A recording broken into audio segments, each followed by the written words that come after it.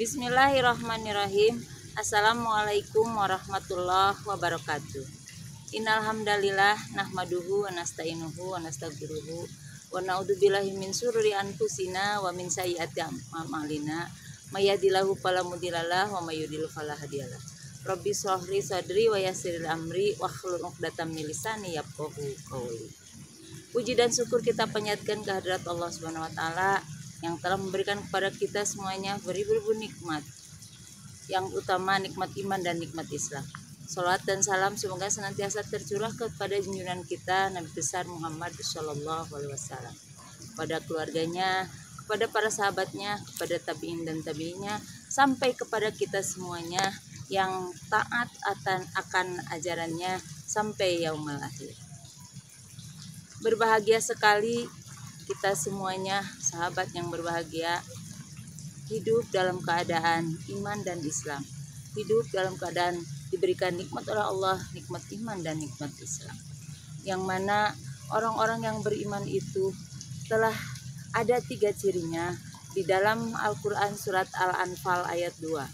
Sesungguhnya orang-orang yang beriman itu dialah orang-orang yang apabila mendengar nama Allah bergetar hatinya, dan orang-orang yang apabila diperlihatkan atau diperdengarkan ayat-ayat Allah jadathum imanan, bertambah keimanan. Dan mereka itu orang-orang yang bertawakal atau berserah diri hanya kepada Allah. Dari 3 ciri orang mukmin tersebut, yang pertama, apabila disebut nama Allah bergetar hatinya, wajilat qulubuhum, bergetar hatinya. Yang kedua, apabila diperdengarkan atau diperlihatkan ayat-ayat Allah, maka jadathum imanan, bertambah keimanannya. Yang ketiga, wa 'ala rabbihim yatawakkalun, dan hanya kepada Tuhan mereka bertawakal, hanya kepada Allah berserah diri. Bagaimana cirinya orang yang bergetar hatinya ketika mendengar nama Allah atau ketika disebut nama Allah? Contohnya, ketika kita mendengar suara azan Allahu Akbar, maka bergetar hati kita. Bukan berarti kita menggigil, tetapi bergetar hati kita untuk segera melaksanakan kewajiban kita, mengambil air wudhu, dan untuk melakukan sholat kepada Allah Subhanahu wa taala. Bergetar hati di sini diolah oleh kecerdasan akal kita, yang kita mendengar suara azan lalu mengolah kecerdasan kalbu kita dengan menggerakkan anggota tubuh kita untuk melaksanakan sholat kepada Allah Subhanahu wa taala. Lalu yang kedua, apabila diperlihatkan atau diperdengarkan ayat-ayat Allah, bertambah keimanan. Ayat-ayat Allah itu ada yang tersurat di dalam Al-Quran, ada juga yang tersirat di alam sekitar. Ayat-ayat Allah yang tersurat di dalam Al-Quran, apabila di dalam Al-Quran disebutkan bahwa kita harus senantiasa menyantuni orang miskin, menyantuni anak yatim, maka dengan kemampuan kita mengeluarkan dari sebagian rezeki kita. Karena kita memang mempunyai ciri orang yang beriman, ketika mendengar atau melihat ayat Allah, kita bertambah keimanan. Itulah salah satu cirinya.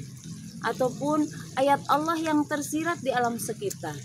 Misalnya melihat keindahan alam, kita ucapkan subhanallah. Melihat bencana alam, kita ucapkan innalillah. Apalagi pada saat ini sedang pandemik COVID-19. Ini adalah ayat-ayat Allah yang tersirat di alam sekitar atau yang tersirat di dunia ini. Bagaimana cara menunjukkan bahwa kita bertambah keimanan dengan adanya ayat Allah ini? Maka kita balik lagi, kita mengolah kecerdasan otak kita dengan mentaati cara-cara untuk menghindari hal itu. Bagaimana caranya? Sudah diterapkan, karena hal ini bukan diukur dengan akal, tetapi diukur dengan ilmu dan iman kita. Untuk selanjutnya, yang ketiga adalah bertawakal kepada Allah Subhanahu wa taala. Wa 'ala rabbihim yatawakkalun. Dan hanya kepada Allah kita semua bertawakal, berserah diri. Dari apa yang telah kita lakukan, dari apa yang telah kita usahakan, baik ibadah kita kepada Allah, walaupun ibadah kita kepada sama manusia, hablum minallah dan hablum minanas. Selanjutnya kita berserah diri kepada Allah dengan doa tentunya. Karena berserah diri di sini bukan berarti diam saja, bukan berarti kita menunggu apa kepastian Allah, tetapi segalanya dengan segala upaya, dengan segala usaha, yaitu menjalankan apa yang diperintahkan oleh Allah Subhanahu wa taala dan menjauhi apa yang dilarang oleh Allah Subhanahu wa taala. Setelah itu kita lakukan, maka bertawakallah, berserah dirilah kepada Allah Subhanahu wa taala. Hidup kita ini laksana sedang mampir, yang mana tujuan kita adalah akhirat. Kita sedang berlayar di dalam sebuah kapal yang besar. Kita mampir di beberapa alam. Ada 5 alam yang kita ketahui. Ada alam ruh, ada alam rahim, ada alam dunia, nanti ada alam kubur dan alam akhirat. Sebelum kita sampai ke alam akhirat, kita dimampirkan di alam dunia ini untuk senantiasa mencari bekal untuk nanti kita di akhirat. Semoga kehidupan kita di alam dunia ini adalah senantiasa diisi dengan mencari bekal, yaitu bekal kita adalah beramal soleh.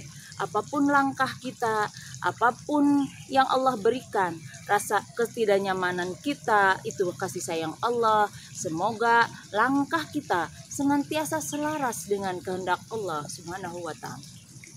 Itu saja yang dapat saya sampaikan. Mohon maaf pasti banyak sekali kesalahan.